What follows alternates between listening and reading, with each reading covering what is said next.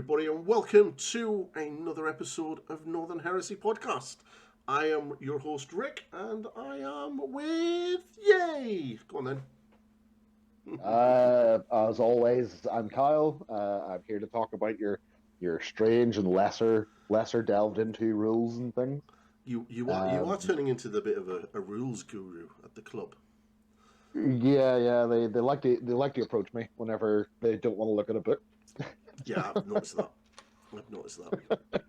Yeah. It's been an interesting week. What hobby have you been up to? Hobbying.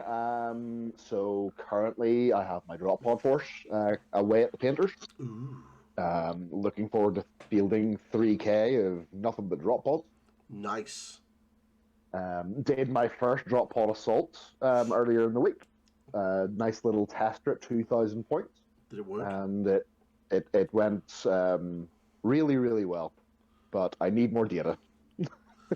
Well, I, on the Salamander front, have furiously built everything from my Age of Darkness box, apart from one Praetor, which I'm going to be using for my 40k World Eaters army. But I have built a Master of Signals, which I've almost finished painting.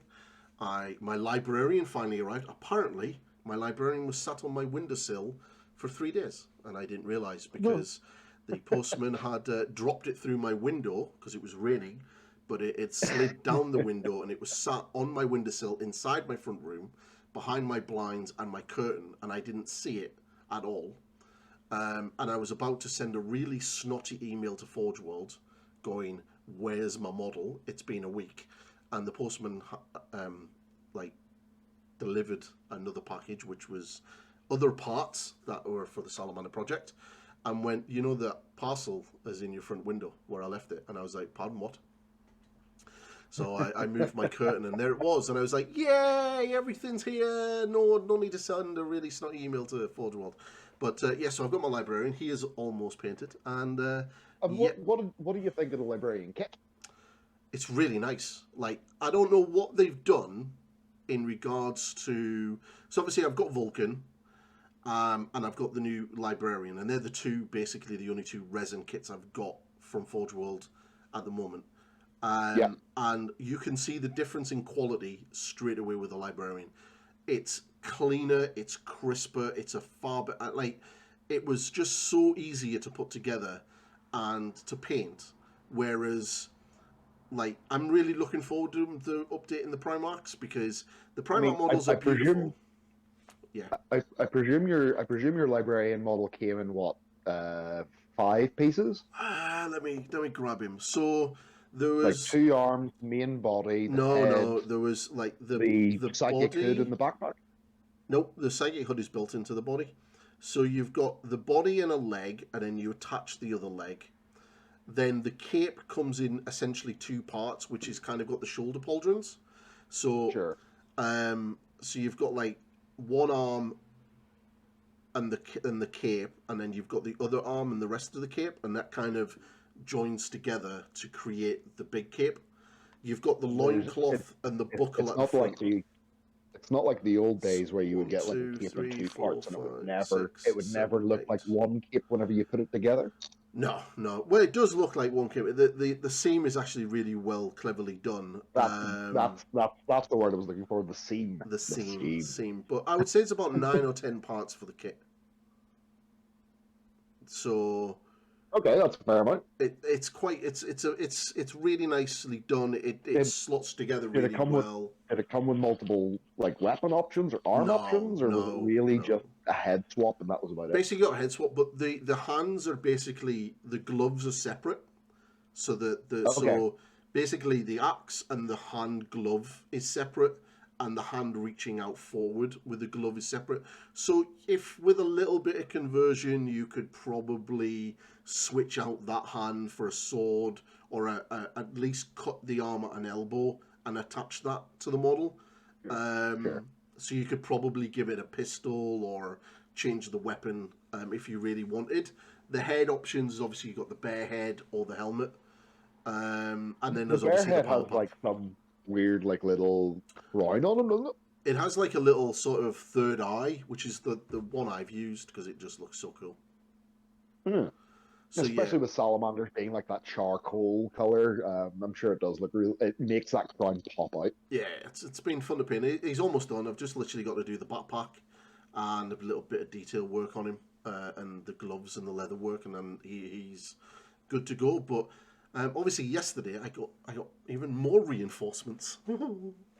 Yes, you did. So I bought 2 Leviathans, and I bought a box of 20 tactical marines Mark 6, so I could to build my 10-man inducti squad. So yeah, and I'm building. I've built a Leviathan already. Nice. So I've massively increased the army. I was very tempted to pick up another 2 Spartans. Of course you did. The shop has a lot of Spartans, and I was looking at them going, I could have my 3 Spartan list. I was asked by some people from the community the other day, have you ever seen a Spartan in a box? And I said, no, they all come from Age of Darkness. Yeah, there's about 4 or 5 of them on the shelf in the club. All right. And there was, I know the WhatsApp group was saying that there was no Land Raider Proteuses, but there's 2 Heresy Land Raiders there. There's yeah, they're hard to get at the minute. I believe jet bikes are finally coming back into stock, so that's a good thing. Loads of jet bikes at the club. There was no Mark 6 anymore because I got the last box. And there was but there was two Heresy Land Raiders there because I said this to Adam, and Adam was like, no, we definitely got some. There was some in the order, and I was like, I'm pretty sure one of the guys got the last ones, and he was like, no, there they are, there, right there on the shelf. I was like, ooh. So yeah. Yeah, I would be tempted by a couple of Land Raiders. Yeah, I do want to get a couple. I picked up the Scorpius and was like, no, let's get some Dreadnoughts, because once I've got my Leviathans, I don't really need to get any more. Well, obviously you're wanting Dreadnoughts for the upcoming Dreadnought Appreciation Day. I'm only going to be able to field 3. I would do a Pride Legion and a Pride of Fury of the Legion list, because I have no qualms with running nothing but Dreadnoughts. I think with all the bad mouthing that and negative opinions there is about Dreadnoughts, we do still need to show them love. They are a staple. They are very good of the Marines, and for the viewership, we've decided to make a Dreadnought Appreciation Day where we're all going to bring Fury of the Ancient lists, or bring all the Dreadnoughts out, just to see what happens whenever you throw caution to the wind and take what is probably a pretty unfair rite of war. Yeah. Whenever you're not ready for it. I think it's, I don't know. I think there's elite armies could probably have a go at. I mean, like when I played the Zone Mortalis game last week. Literally comes down to how well you can deal with it, and most people deal with it by bringing their own Dreadnought. Yeah, but if you're outnumbered, then you're gonna suffer. Yeah, Reavers did a good job at chopping it down. So it took them a couple of turns, but they definitely got through it. There wasn't many Reavers left by the end, but yeah. So we're talking about your first foray into Zone Mortalis, aren't we? It was not only the first foray into Zone Mortalis, it was the first time getting the Salamanders on the table. Ah, yes. But it's your first time playing the new Zone Mortalis rules. Yes. Yes. I did it for research. Initial thoughts? It was fun. Looked like a fantastic game. It was very fun. I really enjoyed it, and I would definitely play more. I think big battles on big 6x4s with tanks and dreadnoughts and flyers and drop pods and all of that crazy shit is amazing, and it's what we all love about the Heresy. But there's just something about Zone Mortalis that is really cool. Like, either that the whole narrative of it being a boarding action, or you're fighting through a bunker complex and underground. It's just, it goes down to your infantry squads.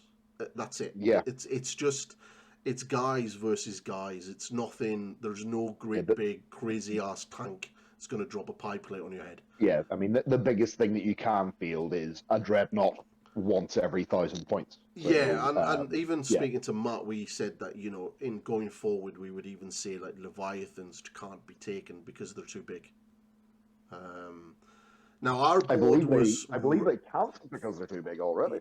well, yeah, for certain. I've watched listened to a couple of other podcasts talk about it as well, and they've talked about having like a house rule for high ceilings for likes of like assault marines and stuff being usable, and that if you opt for low ceilings, that assault marines can't use their jump pack rules because they can't actually get off the ground.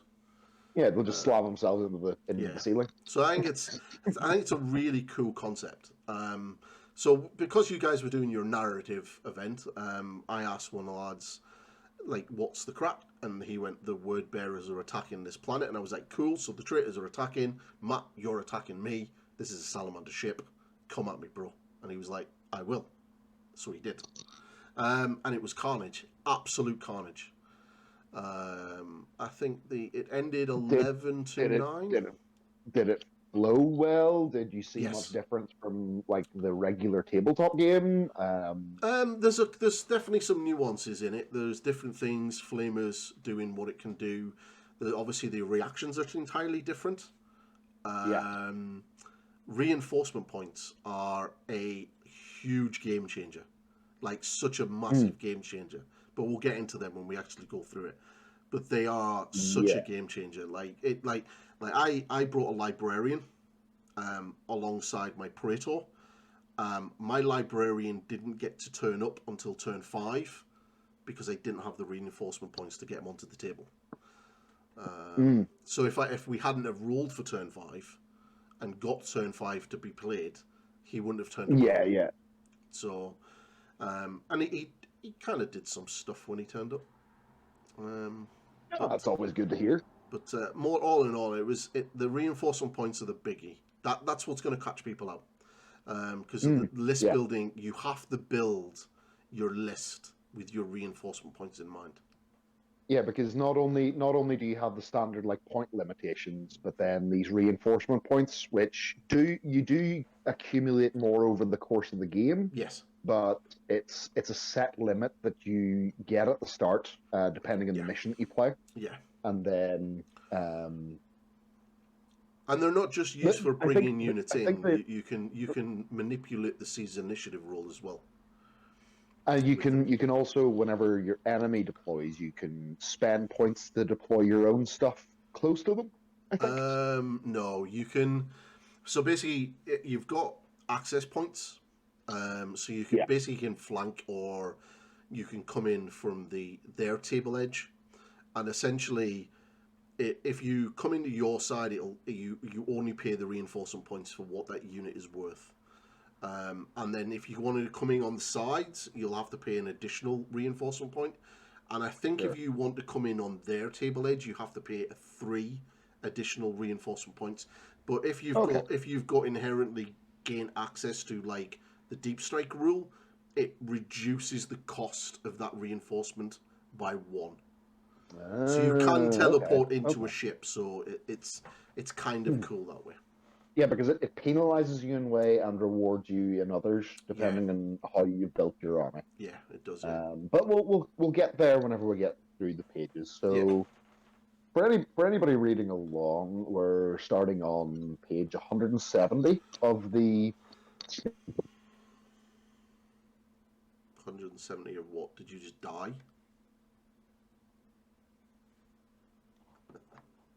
Sorry, we're starting on page 170 of the Siege of Cthonia book. Yes, we are. So talks about the core rules, says that there are some differences.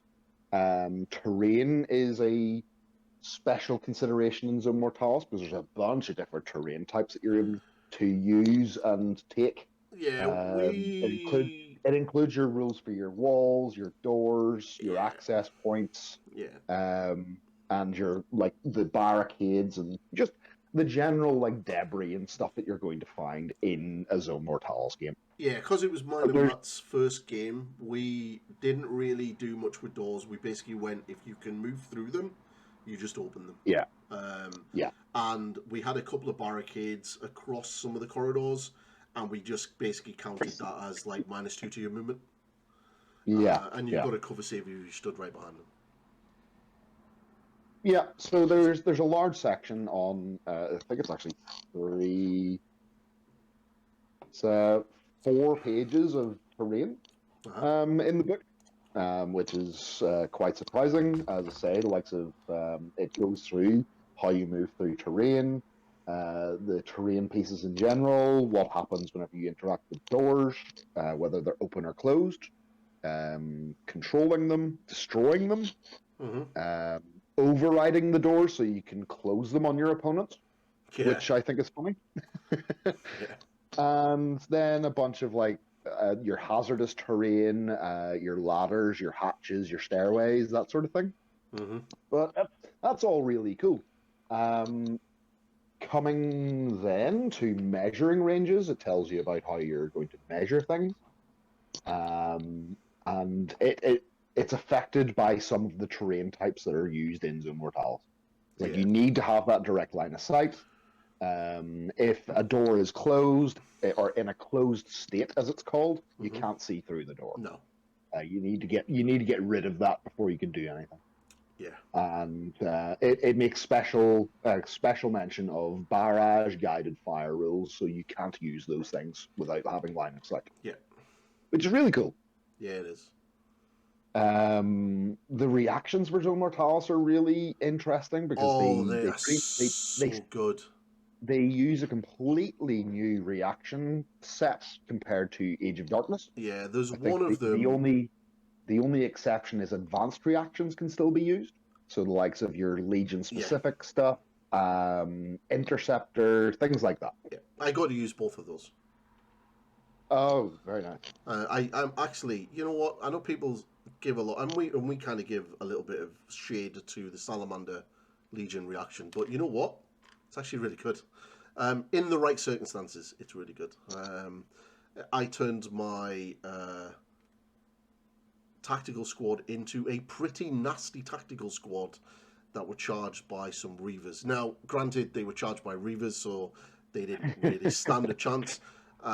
But the fact that my guys went to weapon skill 5, I was strength 6 with shred, and they all had 2 attacks each, even though they were charged. Pretty good. I pumped out. Yeah, I pumped out a lot of attacks back and did a lot of damage, and the weapon skill 5 thing was such a big issue for me because, like, I didn't really take any elite. Well, I had Terminators, but I didn't take any like Legion elite units, so I didn't have any weapon skill 5 really, and that suffered. That I suffered on the back end of that. But the reactions. And going forward, obviously, because that's your first game, you'll have learned from that. I 5 fire drakes accordingly. Coming. Yes, there's fire drakes coming, and the pyroclasts are definitely on the to get list at quite priority. So yeah, dude, I'm not worried on that front. But no, I wouldn't be worried either. There's the reactions are really nice, and there's one reaction. I think it's the shooting reaction. That when you're targeted by a shooting attack, you can move up to your initiative. So the way that these work is your movement phase reaction. You have one called suppress, which is you shoot. You'll shoot. Do you fire snapshot or do you fire regular? No, it's snapshots. It's snapshots. Okay, so it's a less good version of what you would have in regular games, but it happens in the movement phase, which is really cool. Yeah. They gain pinning as well, which is quite nice. Yeah, they do. Yeah, which is kind of nice. Matt did it to me a few times.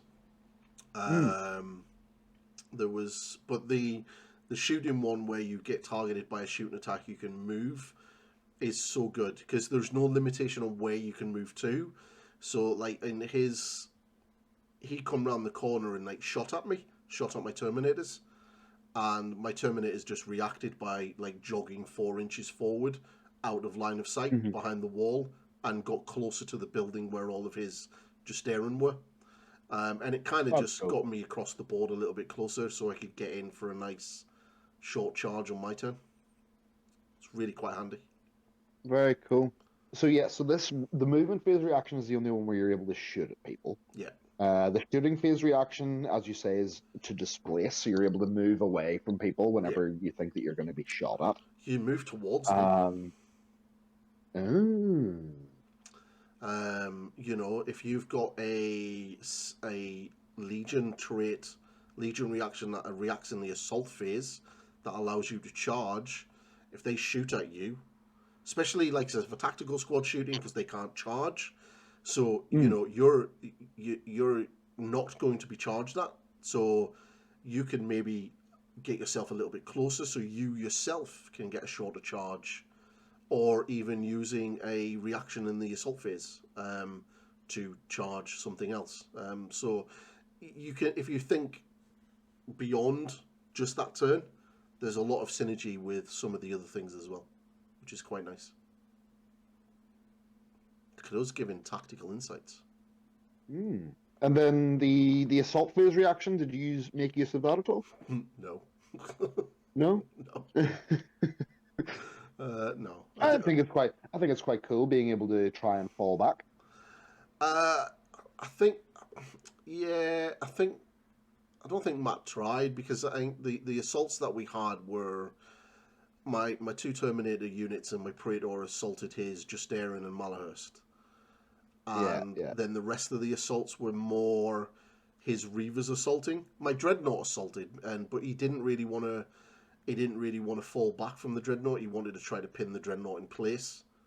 And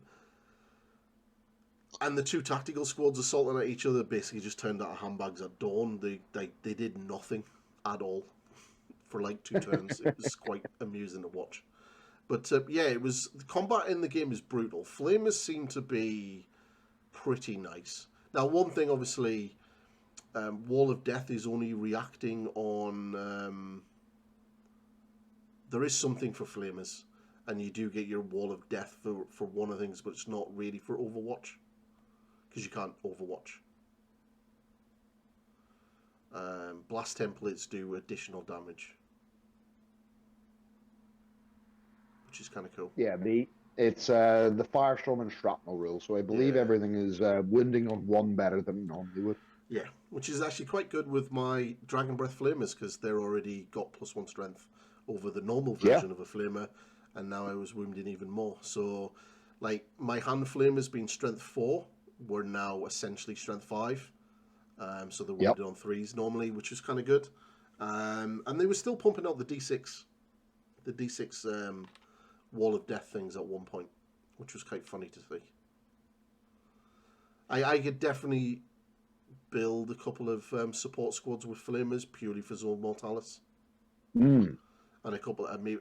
Now, we'll get onto the list building when we talk about reinforcement points, but yeah, we'll leave that out. Yeah. Until we get to the nitty gritty of it. Yeah, because the game length. I'm just looking at the game length. However, so 4 it's turns. 4 turns. Yeah. On a 2+ it goes to a 5th. Yeah. And then on a 4+ it goes to a 6th. Yeah, that seems to be a thing that there's a lot in that Chthonian book. The Onslaught campaign is the same. They're 4-turn games, and then you get the additional.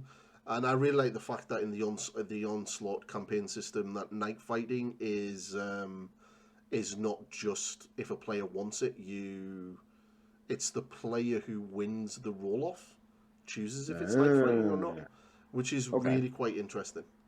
Obviously, there's no night fighting in Zone Mortalis. You're in a ship or in a tunnel.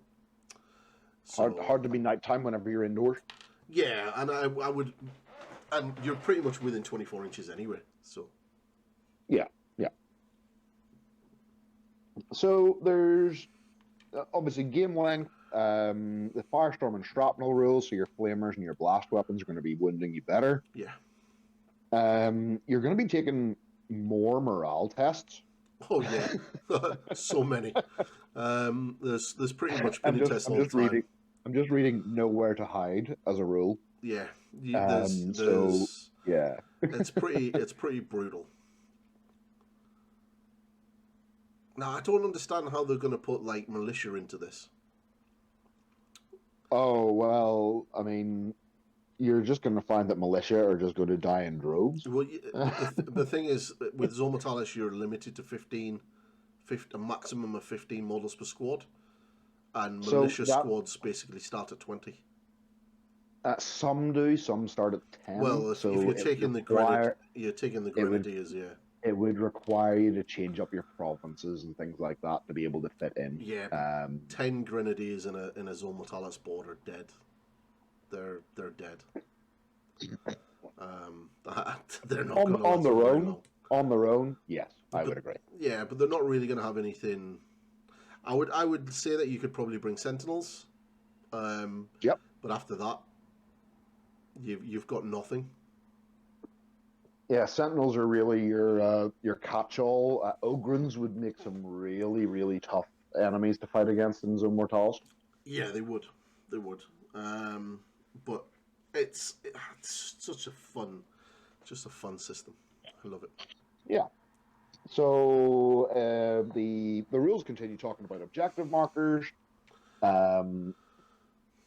You can use terrain as objective, which is cool. So if you're going into a game, you understand as like, oh, these terrain pieces are going to be our objectives. So like Yeah, supply caches or whatever else. It's just nice to have that option just instead of just using a marker. speaking on terrain. Now, obviously, for anybody who's like listening, of like, well, how do you start Zone Mortalis? Because obviously, it's very different, and you need a lot of things to play Zone Mortalis other than your armies and a board. Before it used to be you had to buy a board set from Forge World. Yeah, it's a very expensive £400 board set.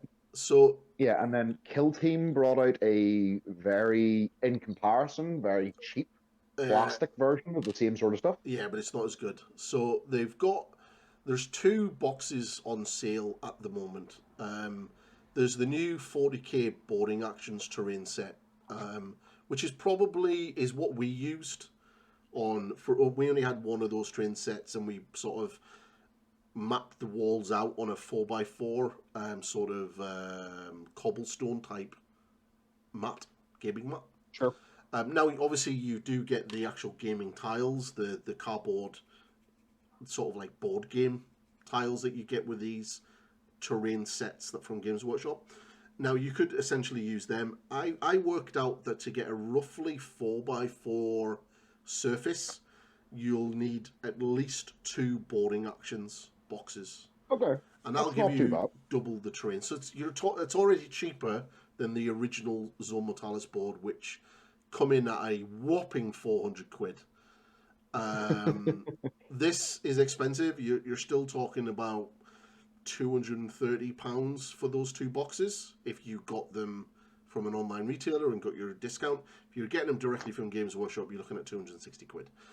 There is an additional one that you could get from Kill Team called Killzone Gallo Dark, which kind of has the same sort of terrain, just a slight little bit of aesthetic detail, but it comes with a number of sort of additional components, so likes of crates and like scatter terrain and things like that. I believe Matt had bought the objectives kit that Games Workshop sell, and he'd made objective markers out of them. So you had like an ammo box, big sort of mortar tube thing with what looked like a nuke in it.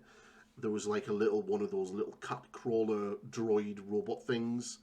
There was like a medic's table, stuff like that. So the one thing I will say is it's relatively expensive to get fully in, but like 1 box of boarding actions will get you enough terrain to essentially play around about, maybe at a push, 1,500 points. I think we were a little bit too many points for the amount of terrain we had. I think with the amount of terrain, we could have probably had a very comfortable, compact game for about 1,000 points and reduce the table size. Sure. But that's roughly what you need. Now, obviously, if you've got a 3D printer and you're into all of that kind of stuff, there's plenty of files out there for 3D printing Zone Mortalis boards. And then there's the companies that do the card stock as well. Even just getting yourself some plasticard and making your own, or there's some people who do the laser engraved wood stuff. Yeah, there's I think is it TT Combat company? Yeah, they do theirs. There's a lot of like dungeon tiled companies that do sci-fi versions, and it's like it's made like with heavy embossed and heavy card stock. Now, cool card. It's cheap, and it is cheap, and it will last as long as a cheap thing lasts for. But there's just something really cool about the GW plastic kits with the amount of detail that's on them, and it does look really good. And obviously, as well, with certain kits, with the Games Workshop, you can increase the elevation of the table. Yeah. With a lot of the Kill Team and the Necromunda kits, where you can, your imagination there is your limitation, really. So, as well as your bank balance. So, but but that's essentially how to get in. And obviously, you're going to need the Siege of Chthoniya book, because that's where the rules are. So, there's some good stuff. It's interesting because as you're talking about because obviously we were talking about terrain as objectives. I'm just reading over critical objectives, which ties into your reinforcement points. If you hold the critical objective, then you gain extra reinforcement points, which is quite cool. Okay. There's 3 secondary objectives. Right. So. Yeah, the secondary objectives you kind of just are there. I think it's like the character. I believe they're boiled into the core missions. Yeah. Which we'll get to later on. Yeah, we will. So, and yes, there are a few things that we're skipping on, but it's just because we want to keep them all together. Because obviously GW books like to put random bits of information in random places, and we're trying our best to sort of condense it into where it should be. They are very good at that. Yeah. So the force organization chart, very big, very important. It gives you the Zone Mortalis rules gives you like a rough guide, saying like 15 to 2,500 points is what they intend for Zone Mortalis. Yeah. Certainly for the missions that they've included in the book, that's the sort of size that they're looking at. It tells you about designating whether you've got ceilings or not, which I think is great because that means you could do like trench warfare, where you'd have like open skies and stuff. Fighting in like a big ass cathedral or hive world would be pretty cool. But so the big difference for this is obviously the Force Org from Zone Mortalis is completely different to standard Age of Darkness. It really is. Where strangely you're still able to take a Primarch if you want, and that's okay. Yeah, a Primarch can. But the thing is, what I like about that is a Primarch is a part of this detachment, where he's not. No, he is a part of the other detachment, isn't he? Yeah, he's part of the primary detachment. Yeah, but it's the fact that you only need one HQ and one troop as your compulsory. Yeah, and as whenever we talk about the reinforcement points, obviously each of these slots has its own point cost for deploying it. Yeah, we'll get into the reinforcement points. We'll get into all that. So what you get is you have a compulsory HQ to take with an optional secondary. Yes. 1 compulsory troop with 5 extras. 4 optional elite choices. And then 2 options for fast attack and heavy support. There's a reason why heavy support are limited. Yeah. But it's a smaller force organization chart based on what you're meant to be sizing up the game for. Yeah. Now, with that, there's a bunch of stipulations that Zone Mortalis puts into for how you build your army. No unit can be more than 15 models. No fortifications, no armigers, no vehicle types or cavalry unit. No models with the anti-grav subtype, which are normally cavalry anyway. Yeah. No dedicated transports, no models with a dreadnought unit type, automata or monstrous, if they have wound characteristics of 8 or more. I think that's what limits the Leviathans. So the Leviathan is limited by its size more than its ability, because it's actually only got 7 wounds. Yeah, I think a Leviathan is generally a community thing that's kind of said no to.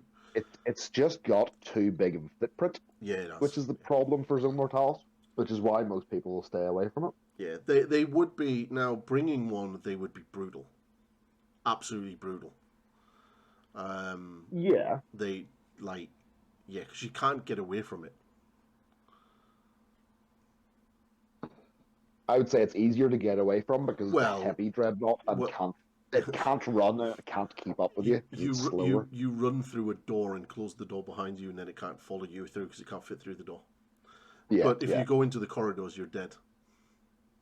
It's like Space Crusade. So that's no units can be placed into reserve because of the nature of Zone Mortalis. You do some reserves aren't a thing because you deploy very differently. Well, right? They still are, but it's kind of a new way of doing reserves. Yeah. However, you're not counted as if you through your reinforcement points, you aren't counted as destroyed at the end of the game if they haven't turned up, which is quite cool. Yeah, you're just on a different part of the ship or complex. Yeah. Like my librarian spent all game running from one side of the ship to the other. Couldn't get through the door. Behemoths of the Destruction, that's where our dreadnoughts are 1 per 1,000 points. Yep. Yeah, so that's grand. That's limiting. They knew that might have been an issue, so they turned around and says, this is how you do it. Your warlord is still chosen as normal. Must nominate 1 model as your warlord, following the guidelines in the main book. Warlord traits are not used in battles with a maximum points limits of 500 points or less. Yeah. But if they're more, then you get to choose a trait as normal. Yeah, also remember that you have a trait, peeps, unlike me. Which would have really helped me on turn 2.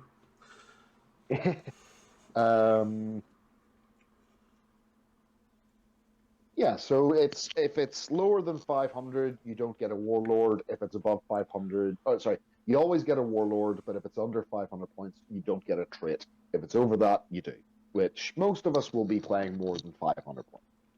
Yeah, I think a nice starter game for most people would be about 750 points.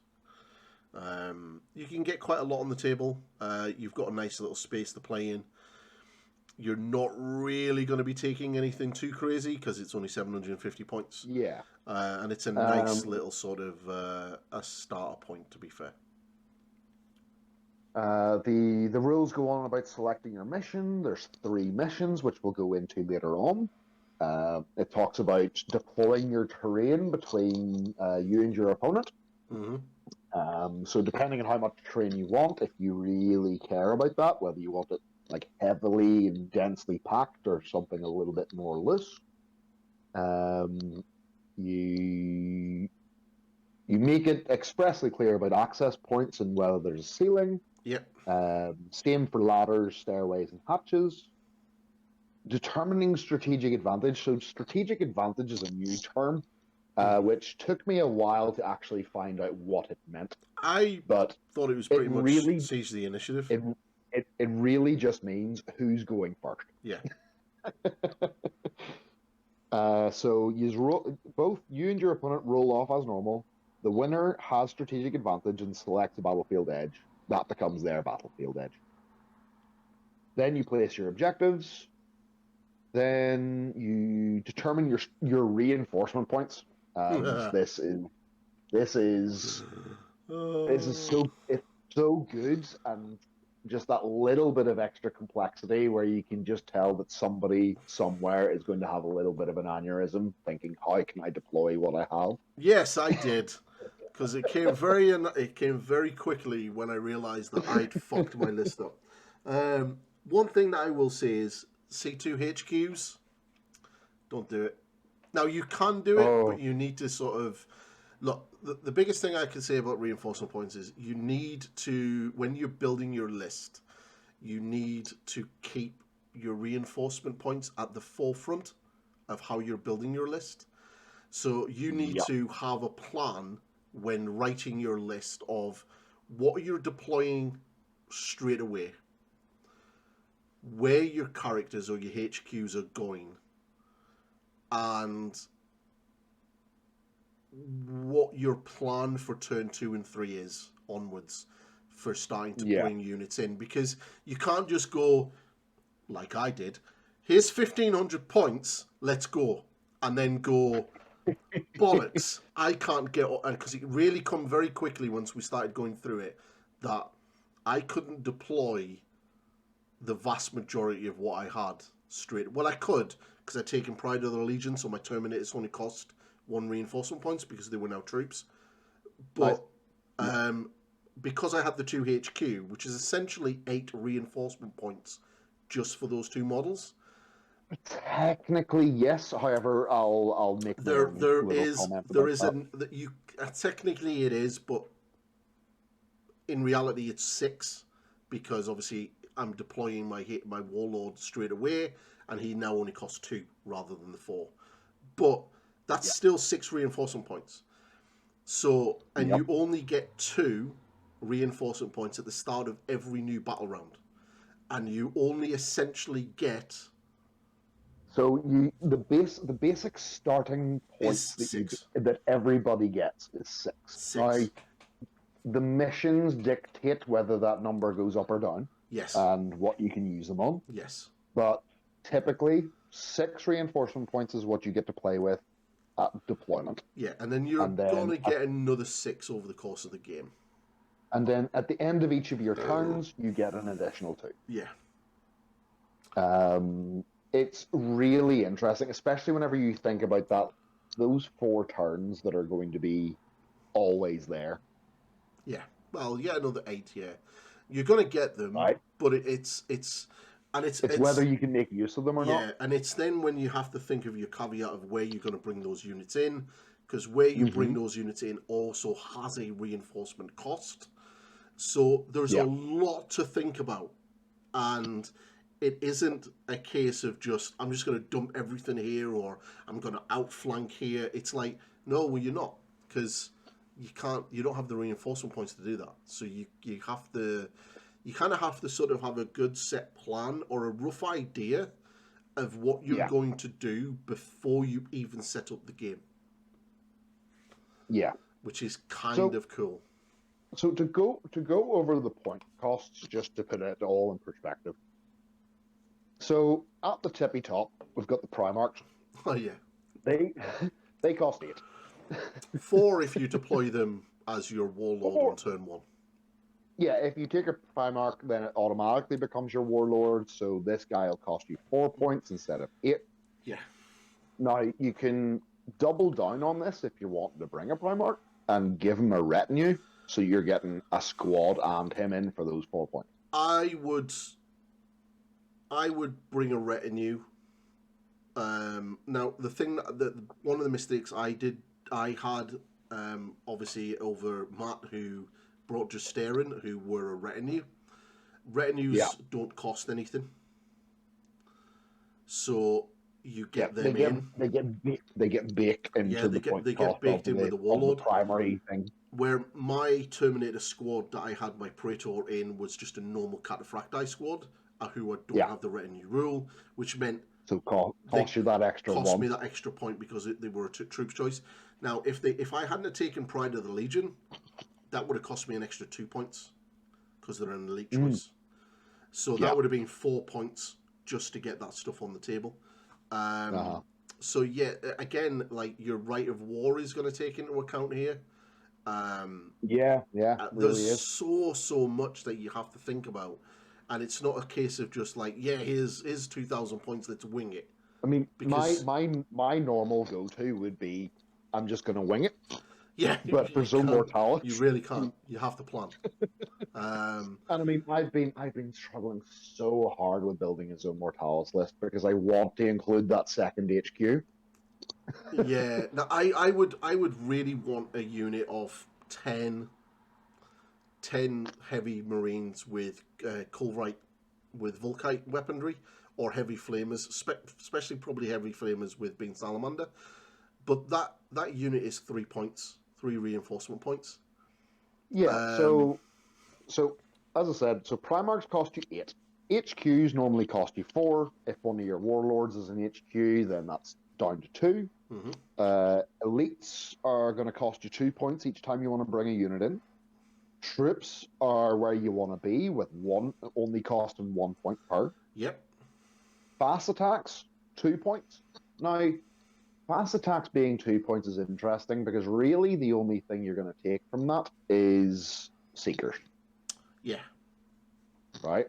There's a couple of other options. I think you can take Tarantula turrets if you were mental. That way inclined. Seekers is really the fast attack choice of choice. Because they're just better than regular Marines in terms of shooting. They have that mark for death rule. They can infiltrate. They can do a lot of work for those 2 points. I'm not too sure how infiltrate works in this. I'm pretty sure it works the exact same way. I'm not too sure. I would have to check on that. We'll have to check. We should have a section. We do on the next section for deploying armies. We do have an infiltrate section. Okay. So we'll get to that in a minute. And then heavy supports rounding off the end of the list with 3 points per unit. They're the most expensive outside of HQ and Primarchs. There's a reason that they're 3 points. Yes. Because heavy support squads are ridiculous. Yeah, they are. Like heavy flamers in Zone Mortalis is just crazy. I'm just glad that the Death Guard player in the group isn't able to take as many heavy support squads with multi-melt as he pleases. Like they are. I mean, like looking at me. So for looking at going forward, if I was going to build an out and out Zone Mortalis list, I would probably take my right of war that would make support squads troops and pyroclast troops, and I would build my army around pyroclasts and tactical support squads. Yeah. I would have a retinue of fire drakes with a praetor. Because retinue, they do have the retinue rule, don't they? They do have the retinue rule, yeah. They act as bodyguards for Praetors or Vulcan. And I would then probably either take a Dreadnought or a 10-man unit of heavy weapons with heavy flamers. And I would have all the flamer and melter. Did you find a lack of line units affected your objective holding? Well, no, I had loads of line units. Now, the one thing that obviously coming from an Age of Sigmar background, and this kind of bit me in the arse in the game because I'm so used to playing Age of Sigmar where I take an objective and I have that objective until my opponent moves on and takes it off me. So I can move off and go and do other things, and I'm like, I have that objective. I don't need to worry about it anymore. Whereas in 40k, especially new 10th edition, and very much Horus Heresy, you don't have sticky objectives. So you kind of have to stay back and hold them, which is the bread and butter of the humble tactical marine. Which really bit me in the ass because I was like, I want to go around this corner and shoot at you, so I did. Whereas Matt played it perfectly. He put a tactical squad in his sort of deployment area on an objective, and they sat there for the entire game, netting him up a point every single game. Whereas I didn't. I was off shooting and chasing down things. So it's, I think, a good solid... You're going to want at least 2 to 3 troops choices that can sit back And you got to remember as well that Zone Mortalis is not necessarily going to be a close combat game. You're going to be doing a lot of shooting. And a lot of the times trying to get close to an enemy is pretty scary.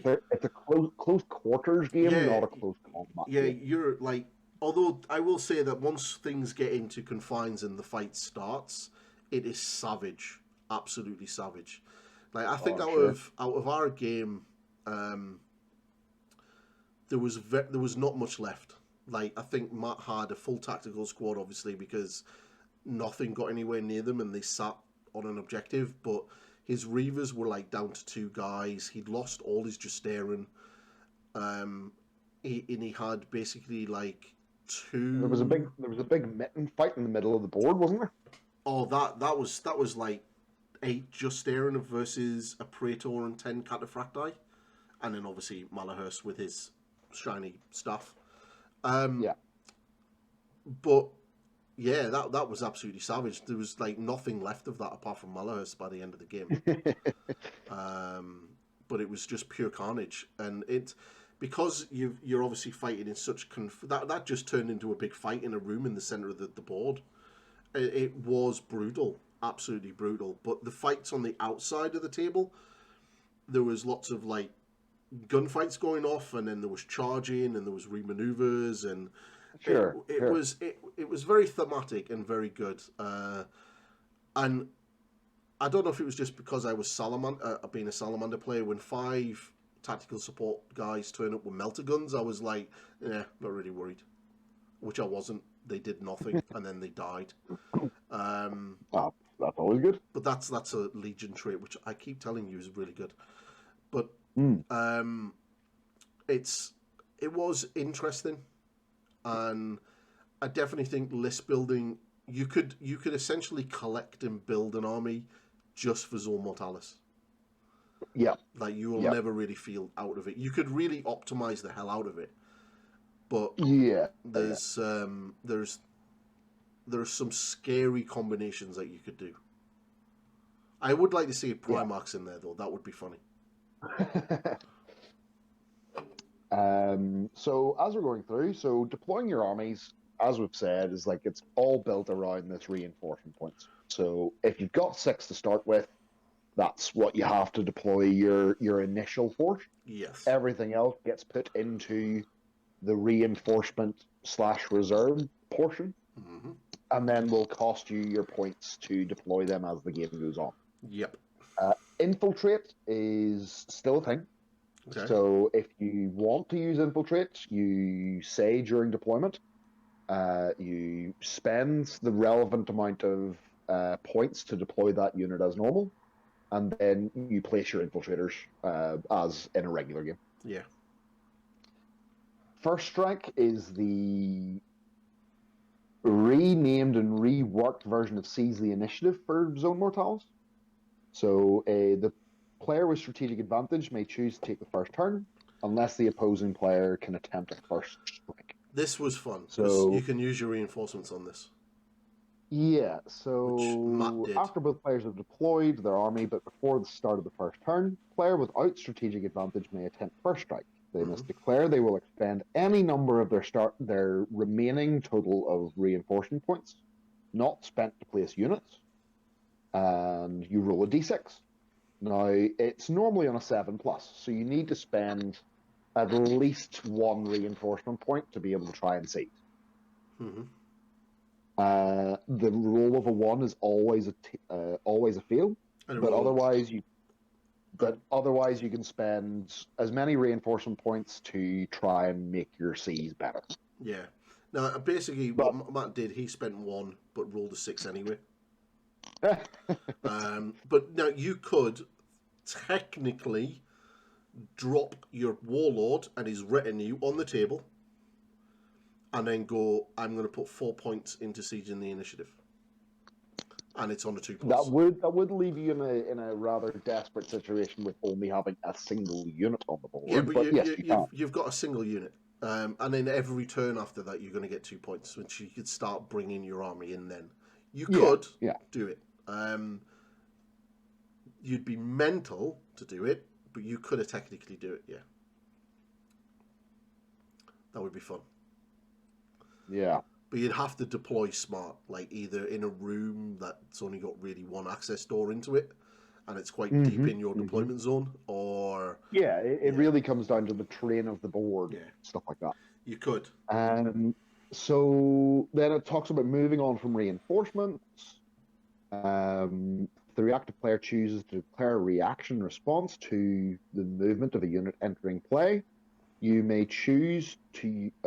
only choose to use the interceptor advanced reaction. So interceptor being an advanced reaction still around, which means that your augury scanners will still get you some work. Yeah. And otherwise, you just need to make sure that with the normal deployment methods, that the entire squad's able to make it on. Otherwise, they're not getting on at all. No. Counter assault is an interesting note, which is instead of moving on from an access point of your controlling edge, you may instead choose a different access point or a flank edge. The counter assault table for each mission will indicate the reinforcement costs and will show unavailable in positions that can't be used. Oh, so that's cool. So the missions change up how you use counter assault as well. Yeah. Deep strike can be used, but if you want to put it in, it's interesting because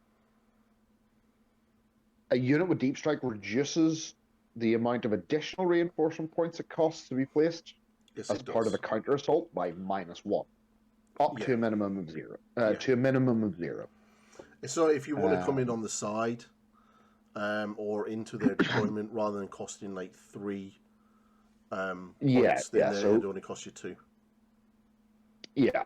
And then you've got deciding the victor as normal, so that'll be like your victory points and things like that.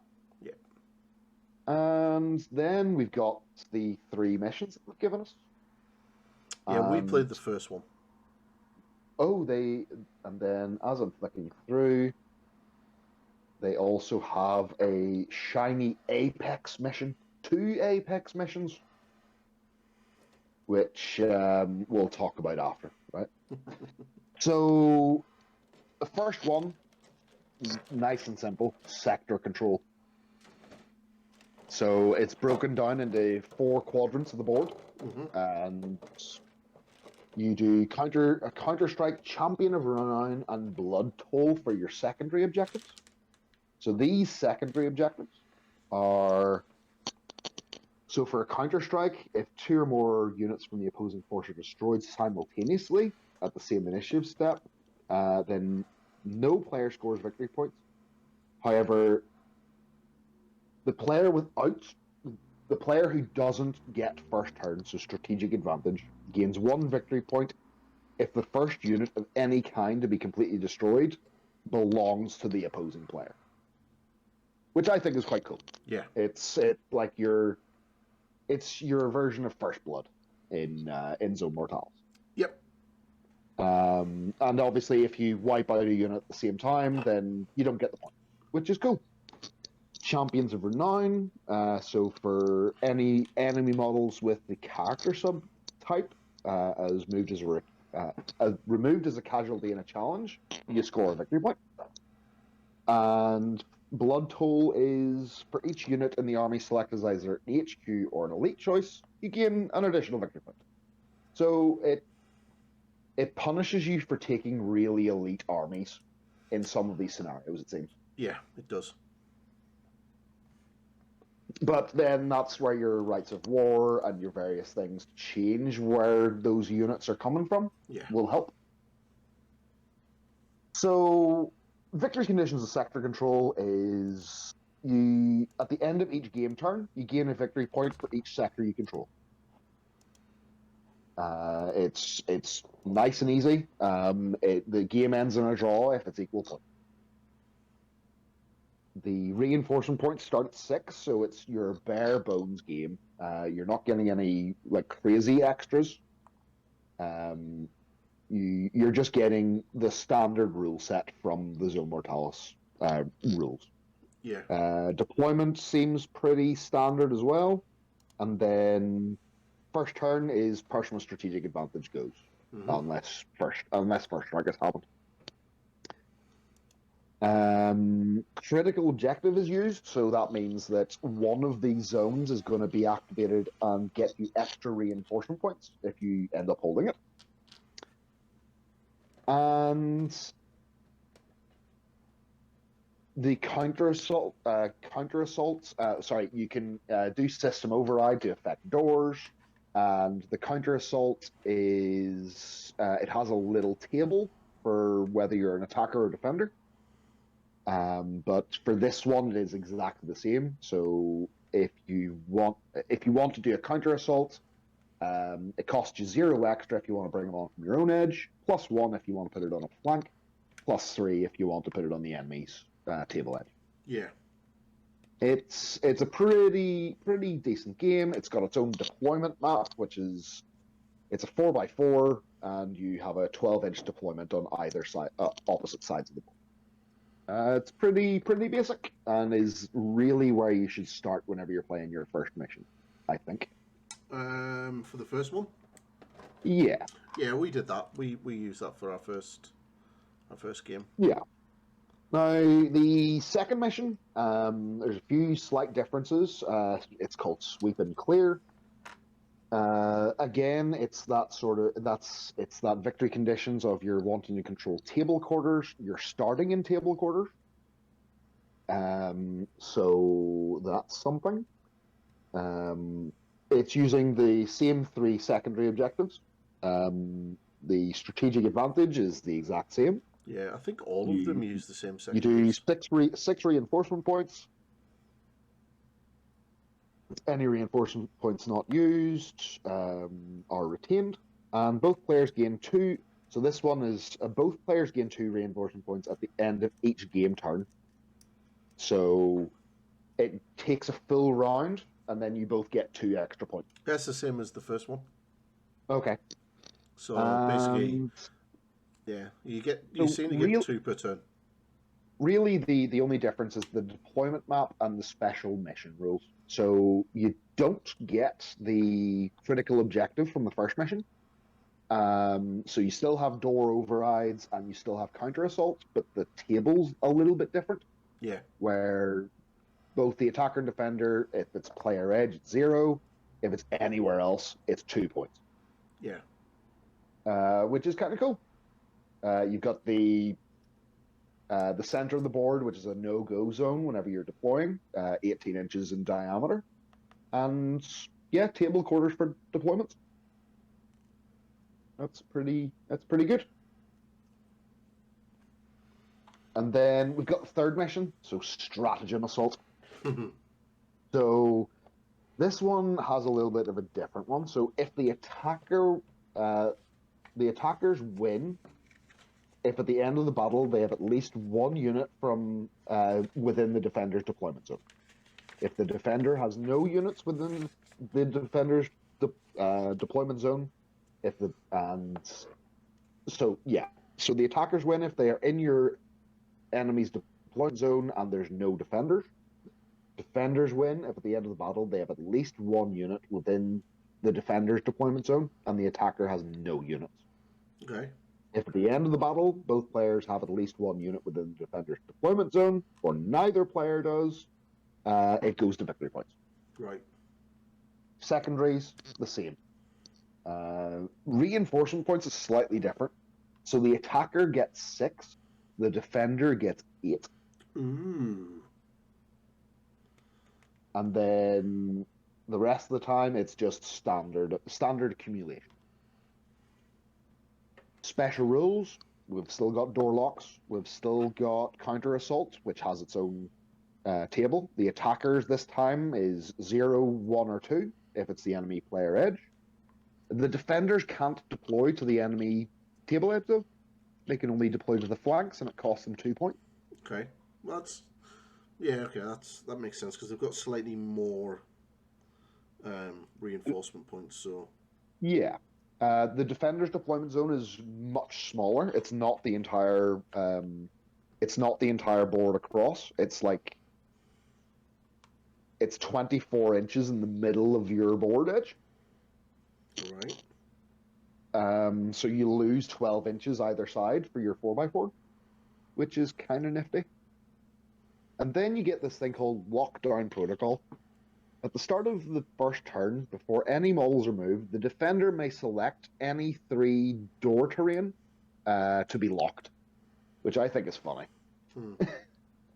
So it shows that whole idea is like, it's a well-defended area, they're ready for you, they've decided to put a whole load of stuff in your way, and good luck. But yeah, those are the 3 missions. They're pretty basic, but that doesn't mean that other people won't come out with their own variations or versions of it. No, I imagine they're going to add to it as. But the inclusion of reinforcement points alone, I think, is it's going to make for interesting gameplay just because of those counter assault points. Yeah. And whether you're going to do it or not based on your army. Mm-hmm. And that's one of the things I really enjoyed about it. Yeah. It makes for some nice quick games. For me, this is your bread and butter if you're wanting to play that classic like 40k in 40 minutes vibe. Kind of, yeah. Although you could do a full, really big game. You could. I'm sure you could, but I like the idea of keeping it small, like 1,500 points or thereabouts. Yeah. Keeping it sub 2,000, I think, is where I'm at for how I'm envisioning it. Yeah, I think a 2,000 point game would be my hard cap. Would be a struggle on a 4x4 board. Now, that isn't to say that you can't do larger or smaller, because in the rules it does make mention of that, saying that if you want to, you can expand to a 6x4, or if you're playing a smaller game, drop it down to like a 2x2. Yes, Games Workshop wants you to buy more of our terrain. And then, so those are the 3 missions, and I really like all 3 of them. I think that the doors being such a big part of the game, they need to be included all the time. The critical objective and the sector control, really nice because you get those extra reinforcement points. Becomes a place where it's going to be hotly contested to try and gain it. Yeah. Because it will move around the table. Yeah, we never used that for our first game. And we didn't use the door rule. We just basically said all the doors are open. For a first game, that's pretty good because you're taking it in bite-sized chunks, right? Yeah, we just want to have a fight. Yeah. And then, speaking of just having a fight, we've got Apex missions. So Apex missions they're designed with specific armies in mind for how you fight them. So that which waits below is the first one that we're talking about. It's on page 196. And it describes that in this mission, the Mechanicum Trader player is the attacker, and the Legion Astartes Loyalist player is the defender. Now, these can be adapted to play however you like, but this is how they've said, this is the primary use of this specific mission. So, victory points. Attacker gains 1 victory point for each enemy unit that is destroyed or removed as a casualty. 2 victory points if they have more friendly units within the defender's deployment zone than the defender at the end of the battle. The defender gains 2 victory points for each access point that is sealed, and 2 victory points if they have more friendly units within the defender's deployment zone than the attacker. Person with the most victory points wins. Secondary objective, only counter-strike. Reinforcement points. Both players, attacker and defender, start with 6. You retain any points you don't use. Attacker gains D3 reinforcement points at the end of each turn for access points that haven't been sealed, but lose reinforcement points not expended after placing models in the battlefield from each turn. So the attacker doesn't retain any points Ooh, after the first turn. that could be hard. The defender gains 2 reinforcement points at the end of each game turn. Wow. So it's really all about these sealed doors in this game. Yeah. Now, I've just looked over at the deployment zone for the defender, and it is massive. It is just to give you a dimensions, 36 inches into the board and 24 inches across. That's huge. Yeah.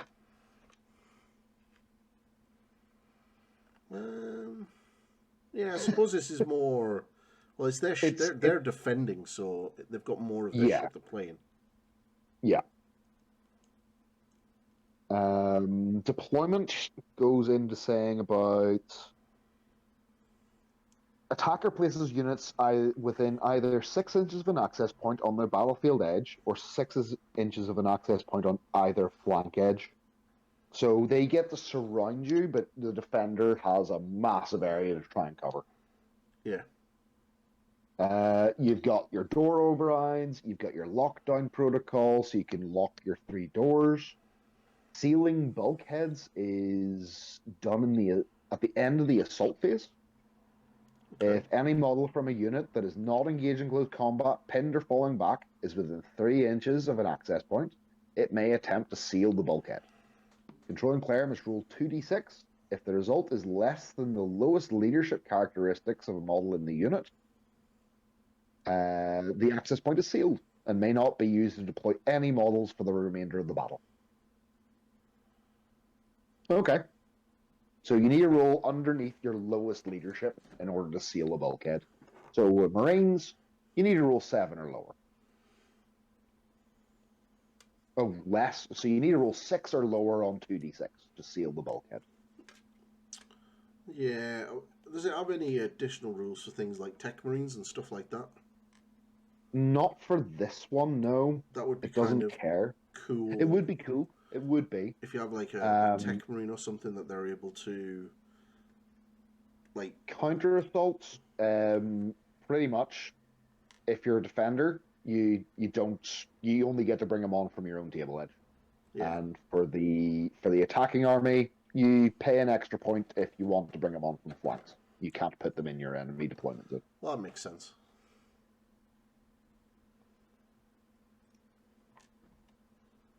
Yeah, and then it gives you a few like things for like where the access points are. So there's one on each middle of a board edge. Mm-hmm. And yeah, it just gives you like specific rules for like terrain deployment and stuff. But it's a cool mission to try and play. Yeah. But yeah, the likes of this is it's a challenge. These missions are challenges rather than like a straight up either one of us could win. This is either it's going to be a struggle, or it's depending what side you're playing. It's either going to be a real challenge or a real struggle to fight. To be like a really kind of sort of a narrative ending to a campaign. Yeah. As for the second Apex mission we get, it's called The Rewards of Corruption. It's designed to be played with a loyalist Thousand Sun as the attacker and traitor word bearers as the defender. So the victory conditions for this one is primary nexus has to be destroyed if the attacker wants to win. Yeah. Have at least one friendly unit in the battlefield that is not pinned or falling back. Defender wins if at the end of the battle the primary nexus has not been destroyed, or the attacker has no units in the battlefield that are not pinned or falling back. Instead of placing objectives, the attacker places a warp nexus as close to the center of the battlefield as possible, so you're playing King of the Hill. The attacker must then place a further 2 warp nexuses within their half of the battlefield. Right. Each warp nexus should be represented by a 3-inch blast marker or similar size piece of terrain. Warp nexuses must be placed no closer than 12 inches from another warp nexus and no closer than 6 inches from battlefield edge. So it's going to be pretty tight in the Yeah. middle of this board. Reinforcement points, 6 on both sides. You retain your points, and both players gain 2 reinforcement points at the end of each game turn. Deployment is slightly skewed, so the attacker has a 6-inch band to work with, whereas the defender has a 12-inch band to work with. And then you've got your special missions, Doors, Warp Nexus, which is...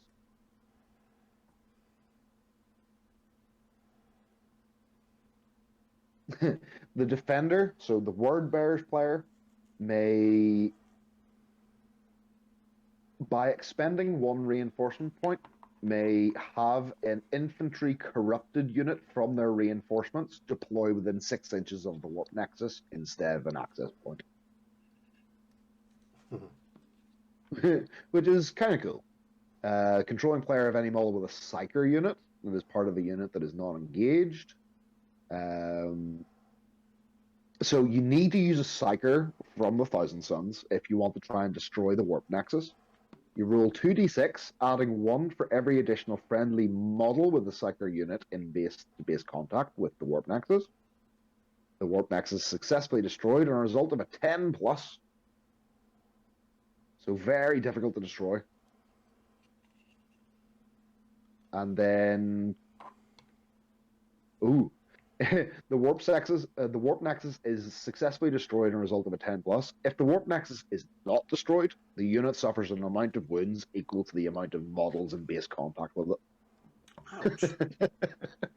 And then counter assaults is attacker gets it costs 1 point to assault from a flank edge. Same for the defender. You, as the attacker, you don't get to deploy on your enemy's edge. The defender can deploy something to your edge for 3 whole points. Yeah. So it's an interesting one, but unless you're taking, again, it's that scenario play, and it's just like it's very, very niche as to what they're actually wanting for that mission. But yeah, pretty cool. Then afterwards, you get a bunch of stuff for like your Chthonian Underground like campaign. So your Zone Mortalis rules have been included for a like a campaign setting. Yeah. Which is kind of cool.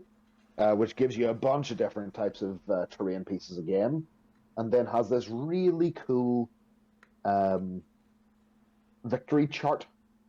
So if you're doing a campaign with multiple players and you afterwards you see what sort of reward you're going to get, you're going to roll on this table, and yeah, you're going to get fun things for like a prolonged campaign. I always like good campaign systems. Yeah, well, I mean, it's simple D6 as like 1, 2, 3, 4. So there's 5 different rewards you can get. So if whenever you're the victor of a mission, you add 1 to this result. So everybody gets to roll, but if you win, you get a little bonus. Yeah, well, that seems fair. So on a 1, for the duration of the following mission, at the end of each game turn, you gain an additional reinforcement point, which is kind of cool. 2 to 3, it costs you -1 reinforcement points to deploy on a flank edge as part of a counter assault. 4 to 5, when attempting to first strike, you may add an additional +1 to any D6 roll. So you get an extra 1 to your Cs without spending reinforcement. A 6 player may force their opponent to reroll any system override. So if they want to try and lock doors on you, they have to reroll those attempts, which is pretty cool. And then on the classic 7+, set at the starting amount of reinforcement points available during. So if you get after your first victory in your Zone Mortalis campaign, you roll a 6. Yeah. Your next game, you get 10 reinforcement points to play around with, which is really cool. That's a lot of reinforcement points. Yep. Yep. That's crazy. Yeah, really is crazy. But that's campaigns, right? Yeah, well, that's... a campaign system for Zone Mortalis would be so good. Yeah, and I'm glad that they included that because I know a lot of people who really, really like Zone Mortalis. I'm definitely a fan of Zone Mortalis. Yeah, it brings you back to those days where it's a small table, you've got nothing but infantry, and you're fighting in tight, close quarters tunnels, and things that are going to mess you up if you look the wrong way. I think it doesn't necessarily it has to be limited to ship actions. I mean, like, if you're, like, doing, like, a campaign, and there's a hive on the map, you Yep. could quite easily take the fight into the hive system and then Yeah, start running as 100%. I mean, Zone Mortalis. Zone Mortalis is not just void combat. Yeah. As from the fluff perspective, Zone Mortalis is a designation giving to It's like you're close you're quarters. you're in mortal danger no matter which way you go. I think in first edition there was rules for walls and bulkheads failing to sort of like things like the void opening up. So you hit a Yeah, wall, yeah. you destroy a wall and punch a hole in the You, side of the ship. yeah, you can lose Stuff like vacuum. that. Yeah. Now, if you didn't Or you have can the lose. void hardened rule, you started dying. So I mean, like, you could easily house rule it for that. But Oh, I then, mean, Void Hardened really just got replaced with Heavy, yeah, it did. right? And while Void Hardened was a really cool rule just for Zone Mortalis, I can see why they got rid of it Yeah, well, it was there and purely for Zone simplified Mortalis. simplified it. Yeah. But So again, a majority of people that's no collecting bad thing. Marines, so all Marines are basically void capable. Yeah, yeah. But if you had like a militia play, you could easily house rule it that You would just stick fish yeah, balls in their head. That's all yeah. they need. If any stray blast templates hit outside walls that you designate as outside walls, and that Yeah, yeah. section of the ship ends, everything would then take one Oh, one but you see damage unsavable. that's the sort of thing that you expect from a Zone Mortalis game. You expect something to go horribly wrong that you never predicted would happen.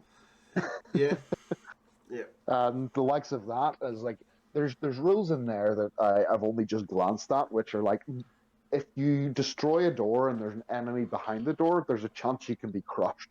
yes, So I mean those sort of like those little like nods and like little winks to cooler, fluffier things are still there. yeah. And it takes your imagination, and the only limit is your imagination. Yeah, I like the fact that it definitely sort of leans into certain weapon systems. So, flamers, rockets, blast templates are going to be really good, and thunderhammers are amazing for taking down doors. So, it's or power fists, You could chain argue fists. the same sort of thing that will come from like a chain fist or a power fist, Well, yeah, depending on your point. your big normally your close combat weapons for taking down armor become amazing in Zone Mortalis Yeah, yeah, because for sure. that little tactical squad's hidden in a room and bolted the door. Not a problem. I have a thunderhammer. I'm going to take the door off its hinges. So So I played a game of Zone Mortalis with the White Dwarf rules before the Siege of Cathonia book dropped, yeah, where they didn't have reinforcement points and they didn't have quite the same amount of detail. Placeholder rules, as I like to call them. yeah, And having played that, is like it was very cool, but I realized like heavy units are so slow. I don't like them. They're not getting me up the board quick enough. I took a 15-man squad of guys, and I found that they were too bloated and really difficult to move around through doorways and things. mm-hmm. So I reckon whenever I come around to building my Zone Mortalis list, which will be at least half thought of, as we've discussed. You can't just can't ham-fist the Zone Mortalis list. No, you can't. You really can't. So, I mean, I really want to try and include my Moratat, so I will try still to fit that second HQ in. But I think you're going to have a hard time getting it on the board. Yeah, I realize, but it's such.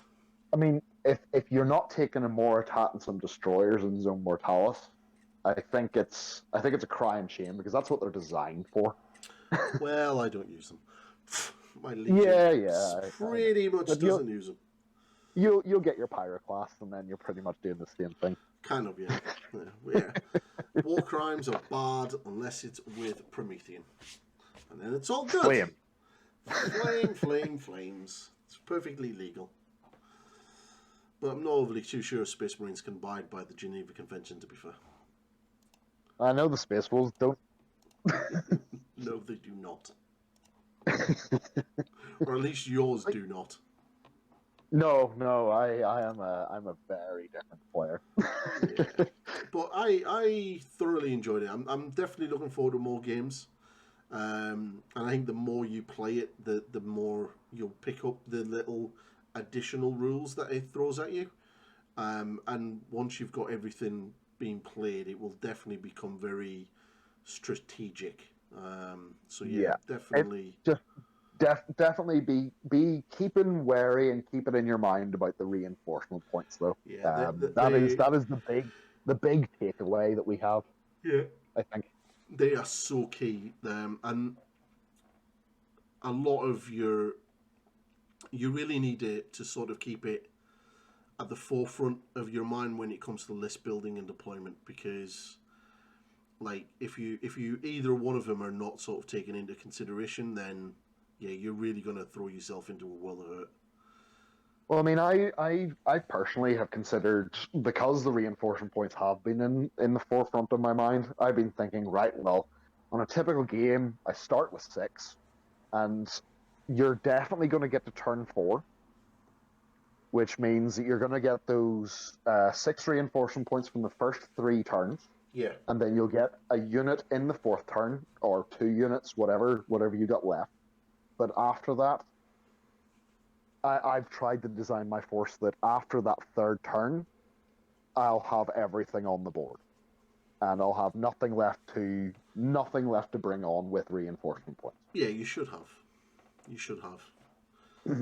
But just because I don't want to try and hold off units for that long. Yeah. If you get what I mean, because if you're going into that turn 5, turn 6 scenario, where it's a dice roll to see if you're still going to be playing, your stuff being on the table is an awful lot more important than it being in reserve for that late game try. Yeah. Because you get a lot of maneuverability over just walking them up the table. So yeah, that's personally my own thought. Is I've been sort of trying to keep to like a 12, 13 point limit for my overall force, and not going beyond that hard limit of like 13, because you'll run out of points before you know what to do with. Yeah, probably a good idea is to sort of tally up the max reinforcement points you're going to get. And then while you're building your army, assign your reinforcement points to that, and so you've got essentially two currencies to play with, and then you'll know how much you've got when and roughly when you're going to if you can outflank it and do things like that. Yeah. But obviously there's some real big penalties for trying to deploy in your opponent's board edge, of course. And rightfully so. We saw like 3, 2, I think was the cheapest. Sometimes it's just unavailable altogether. Yeah. And depending on what that mission is going to change how you're going to want to try and deploy that stuff as well. Exactly. So there's a lot. It's definitely a lot more tactical. It's not just a straight up jump in and tear each other apart. And I do think there's the humble tactical squad comes into its own. Oh yeah. A lot of the inducti come into their own based around Zone Mortalis as well. I am going to build my inducti today. I'm building my inducti today. That's. I mean, it's really it's the primary reason that I bought the Siege of Cathonia book is the Zone Mortalis rules. Yeah. Inducti being there is a bonus, but really I wanted this for Zone Mortalis. Yeah. I hope they build upon it. I hope we get a little bit more rules, scenarios for Zone Mortalis in other publications. I want them to not so much like add rules that you have to use, but add optional rules, optional layers to it, like void warfare or fighting in a power plant and stuff like that. So crazy environmental type rules to sort of just really screw, like even like, do you know, like in Aliens where they're in the tunnels with all the water? Yeah. Like, I want to fight in like an environment like that. I want my Marines to be moving through sewers and, like, you know, if you could do the markers instead of deploying proper units until they draw line of sight. It stays as a marker, much like how like old Gene Stealer cult used to work. Yeah, well, they still do like that. Oh, right, okay. They still do that. But yeah, like the space punk game where you've got blips instead of actual units. Yeah, it'd be really cool. Yeah, it would. But I can't believe we're an hour and 30 in and that's us done. Oh my goodness! Wow, we're getting so fast. Pros. So yeah, but a quick bit of admin. Thank you very much who has subscribed to the channel off the back of the podcasts and viewed and again, if you have any questions or anything that you want to ask about other podcasts that we haven't covered, then you know, drop it in the comment section and we'll get to them when we record. We generally record on a Sunday and then we post them up on the Thursday evening. So, although it was, and we're a few weeks ahead as well, aren't we? Very much ahead. I sort of, when I was editing the Raven Guard podcast, I kind of chuckled the fact that I was editing it to post it up for that week, and it was like recorded like nearly a month before. So, and it was like listening to some of the chat. It was like, wow, that's like I hadn't even started the pre-talking version at that point. And yet it's already up. That's a wonderful thing about what we're doing. We're on top of it, and we're getting through the bits that we're talking about.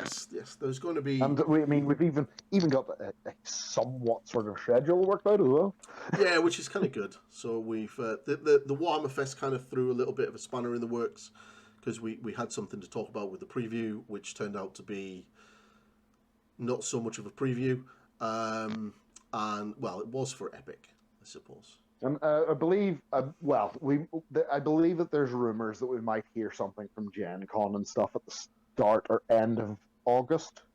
In regards to what, the actual 30k stuff? In regards to maybe seeing some new kits, maybe seeing pre-orders for some kits. Well, from what I've heard, we just don't know. But from what I've heard with regards to the Primarch,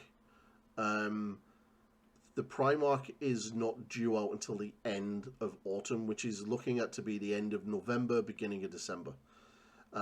So they've got, if you look at it from that point of view, they've got quite some time before they need to show us. And there are at least 2 big previews shows between from now until then for them to show that. And there's still a lot of rumours about the box set that's going to be coming, which apparently will have a Land Raider, I think it's 40 Mark III Marines of the new updated Mark III, the Dredo Dreadnought, and basically a box of special weapons in there as well.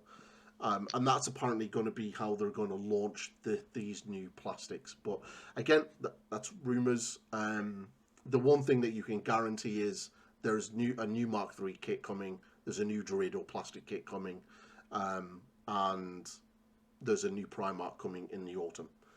How and when we are showing this, I don't know. I would probably imagine that once Epic comes out, which is allegedly out next month, so at the time of recording, this is July, so it's allegedly meant to be out in August. So by the time you're listening to this, you'll be listening to this in August. So it could well be already out by the time you're listening to this. But as a time of recording, the general consensus is it's probably going to be out sometime in August, which makes sense because there's a lot of 40k stuff that's not really coming out until the end of August and into September. So they've kind of got a month to sort of release things that's not 40k related. And there was a couple of Age of Sigmar things coming out in August, and they'll more than likely be the new champion and this new epic Horus Heresy game. Still not massively interested in it on a personal point. But at the same time, there's plenty in the Adeptus Titanicus / Aeronautica / whatever they're calling this new version of the game, which are really excited about it. And there's a few people who have just went out and got their Adeptus Titanicus stuff in preparation. I think it's going to work. I think from kind of how they've shown the preview so far, I think it's going to slot nicely into the Adeptus Titanicus rule system. And looking at, like, they've shown that sort of support pack that'll be coming, which has got 4 Leviathans. It's like four Contemptors, a bunch of heavy Sentinels, some solar tanks. No. This was an Adeptus Astartes set that had like 4 Leviathans in it, so many Contemptors. It had the Rapier gun crews in it, and the Tarantula type weapon systems as well. And this seemed to be like, you buy this box, and that's everything that was in that box was in it. That's cool. So your tiny Marine starter kit. Yeah. So it looks like how they're probably going to break that big box down is your battle company, which was your command squad, your tacticals, and your assault squad, and your heavies. All of your infantry from Marines will essentially be in one box. And then your tanks, so your Predators and the Sakarans, will probably be in a separate box. And knowing Games Workshop, they'll have like a larger tank box with Spartans and Land Raiders in it, and then another tank box will have different variants of the Rhino chassis and the Sakaran in it as well. So they'll bring this out as many of these little mini boxes as you can, which will fill these detachment types. So it's very similar to how they used to do Epic, and it also fits well into how they do AT at the moment. So you've got like a slot would literally be like a Titan or a number of Knights. So it's like your maniple. So if you're wanting a Reaper, you take 2 Warhounds, and if you want additional support, then you take a few Knights, which are smaller again, and you have that like pyramid scheme. I think the sad thing about all of this is, if you are a Aeronautica Imperialis player, all the Xenos stuff is disappearing. Like, they literally said that it's gone. Like, it's getting discontinued. Which is quite sad. Like, it would have... I hope that they come back and they re-release it just for 40k and allow Aeronautica still to be a thing. And because, like, if you've invested in your Eldar or your Tau or even your Imperial Guard, your Imperial Navy, like, all of that's gone. The only thing that's really going to be around is your Space Marine stuff. I'm presuming that the Imperial Navy would stick around, considering it's still a viable fighting force in Heresy. I can't remember what lightnings there are. I think that was that's a different version of lightning from what you get during the Heresy. I think that was like a more modern version of it. Like the Thunderbolt is around during the Heresy, yes, but like they've already said, like the Valkyries and the Vendettas and like the dropships and stuff, they're not Yeah. a part of it. They're 40k. They're not Horus Heresy. Yeah. The likes So of Thunderbolts and Lightnings and Marauder Bombers, things like that would stick around because they were still there. but But I think, as you say, I like the Valkyries and things wouldn't, because I don't think that was. no, I don't think that was invented until later. but the lightning that they use in Aeronautica isn't around it. The Voss Lightning is, which is a very different aircraft. But I think the Lightning in Aeronautica is the modern day version. It's more like a twin engine fighter jet, which I don't think is around during the Heresy. So it's a shame that that's it, because that's a game that I wanted to get into, but it is a shame that like that's like all the Orc stuff, the Tau, the Eldar, the Imperial Navy. Well, the vast majority of it seems to be getting binned. Let's be honest. The Tau were the only real interesting Xeno race for Aeronautica. Nah, quite like the Eldar stuff. From my own perspective, anyway. Tau were the only interesting non Imperial. Yeah. Well, it's just because of their flying stealth drones and stuff. They were just so cool looking. I think there's going to be a lot of cool things. One of the things I am really, really, really interested in seeing is the epic version of the Primarchs. Yeah. Epic version of the Primarchs and the demon versions of the Primarchs. So I want to see an epic version of Angron, and he better be like the 40k miniature, but little tiny thing. And I might just get them just to paint because I think they'll be so cute on my shelf. They're like little cherubs. But that's one thing I'm looking forward to seeing, and it's the different because they're going to have to do it. They're going to have to do the epic version of the. And does that mean we're also going to get like epic Custody Guard and Sisters of Silence? Who knows? That's going to be like I mean, if they do Custodies in epic, I might be tempted to get into it then, because like I would like to do a Custodies army, but I don't really want to do it for like 30k. Unless they give me the Emperor, then I will. I could definitely do it in like 8 mil scale. Custody Guard fighting alongside a couple of Titans. That sounds pretty cool. I mean, I could dig that, and I could probably go into that, but like, yeah. I don't think I would want to do Marines again, because I'd rather just play with my bigger toys. Fair. I think I've got quite a lot of points now, Carl. I think I'm definitely well over 3,000. I think I'm pushing close to 3,500 to 4,000 now. I think, definitely. How many points is a Leviathan? Oh, how I kit it out. So I would normally kit it out with the Phosphex Discharger, the Volkite, a Snippy Claw, and a Drill. And that would come in at 310 points. So with my 2 Leviathans, as a good ballpark, 300 each. So that's like another 600 points. Well, you mentioned that one of them is going to have a melta cannon, so I think that's 20 points for that cannon. I've built one, and one of them has the twin heavy flamer, because they both will have heavy flamers. Yeah. It's got the Vosrex charger on the roof, on the top, the little rocket launcher. One has a siege claw and it has the melta lance array thing, because that sounds like a very fitting Salamander Leviathan. And then my other one will have a Snippy Claw and a Storm Cannon with heavy flamers. I think that Drill and Melta one, I think, comes in at about 315 points off the top of my head. Yeah, so you're looking at about 650 additional points before I even have my Inducti. So yeah, that's pretty decent. I'm definitely pushing towards the 4,000 point mark now. Yeah, definitely. Yeah. Almost ready to actually take to the field. And a big 6x4. In a big boy game. Take my stabilizers off. Ooh. But we are now waffling, so we're going to call it here. So thank you very much to everybody who has liked, shared, commented, and obviously subscribed. It means a lot, and thank you very much, and hope you enjoy it. And we will... what should we talk about next week?